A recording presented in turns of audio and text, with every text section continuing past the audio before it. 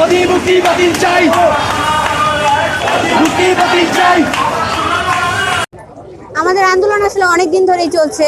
আমরা অনেকভাবেই ঢাকা বিশ্ববিদ্যালয়কে বলার চেষ্টা করেছি, মানে বলেছি যে আমরা ওনাদের অধিভুক্তি থেকে বের হতে চাচ্ছি, এবং ওনারা আসলে আমাদের ওভাবে মানে নাই এতদিন ধরে। তাই আমরা এবার আজকে রাজপথে।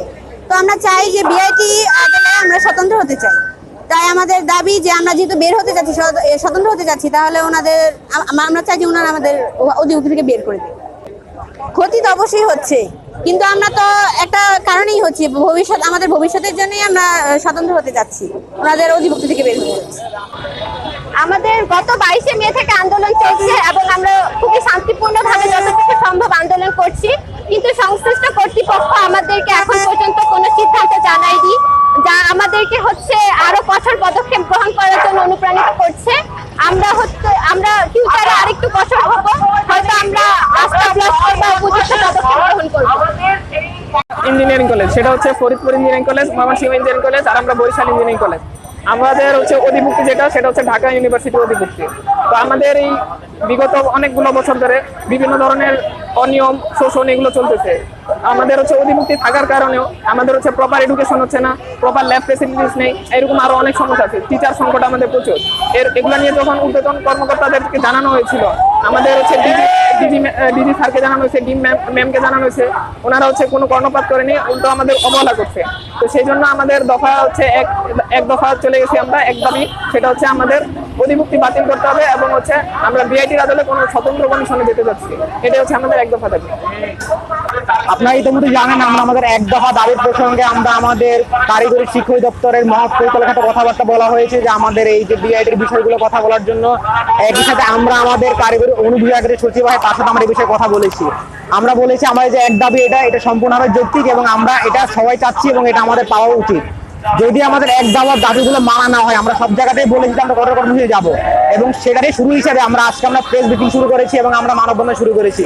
এবং আমাদের ইচ্ছা আছে আমরা এই মানববন্ধনটা আমাদের ক্যাম্পাসের সামনে সর্বক্ষণিক আজকে আমরা এখানে সাময়িকভাবে মানববন্ধন করবো। আজকে আমাদের জানানো হয়েছে যে আমাদের কারিগরি অধিদপ্তর, শিক্ষা সচিব এবং আমাদের ইঞ্জিনিয়ারিং কলেজ সমাজ প্রিন্সিপালরা মিলে একসাথে মিটিং করবে এবং তাদের মিটিং রেজুলেশন আজকে হয়তো আমরা পাবো বা কালকে আমরা পাবো। তাদের মিটিং এর রেজুলেশন যদি আমাদের পক্ষে যায় তাহলে আমরা পরবর্তী দিন থেকে ক্লাস করা শুরু করে দেবো। আর যদি তাদের মিটিং এর রেজুলেশন গুলো আমাদের বিপক্ষে যায়, সেক্ষেত্রে আমাদের যে মানববন্ধন আছে সেটা চলমান থাকবে, আমাদের ক্যাম্পাসের সামনে হোক বা এখানে টাউন হলের সামনে হোক।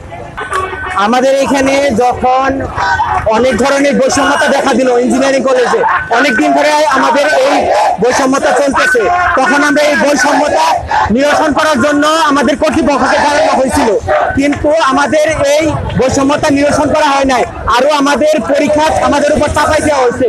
এরপর আমরা সকল বড় পর্যায়ের, স্থানীয় পর্যায়ের সকল পর্যায়ে আমাদের জানানো হয়েছে, এরপরেও আমরা এর কোনো সমাধান পাই নাই। এর জন্য আমরা এক দফায় দাবিতে আসছি বিআইটিতে। এই বিআইটির আদলে একটা স্বতন্ত্র কমিশনের জন্য আমরা এই দাবি চাচ্ছি, কারণ এই এক দফার বিআইটির আদলে যদি স্বতন্ত্র কমিশন হয় তাহলে আমাদের যে শিক্ষক সমস্যা, শিক্ষক সংকট, এরপর আমাদের ল্যাব ফ্যাসিলিটি থেকে শুরু করে সকল ধরনের ফ্যাসিলিটি আমরা পাবো, এবং আমাদের যে ইঞ্জিনিয়ারিং কলেজ বা ইঞ্জিনিয়ারিং শিক্ষা, প্রকৌশল শিক্ষার যে মান, এটা আমাদের অনেক উচ্চতায় চলে যাবে। এই দক্ষিণবঙ্গে কিন্তু এরকম কোনো ইঞ্জিনিয়ারিং ইউনিভার্সিটি নেই। হ্যাঁ, তো বিআইটি যদি হয়, এরকম বিআইটির আদলে কোনো স্বতন্ত্র কমিশন গঠন হয়, তখন আমরা অনেক ভালো প্রকৌশল শিক্ষার একটা বড় পর্যায়ে নিয়ে যেতে পারবো। ফলে কি হবে, আমাদের প্রকৌশল শিক্ষার উন্নতি হবে।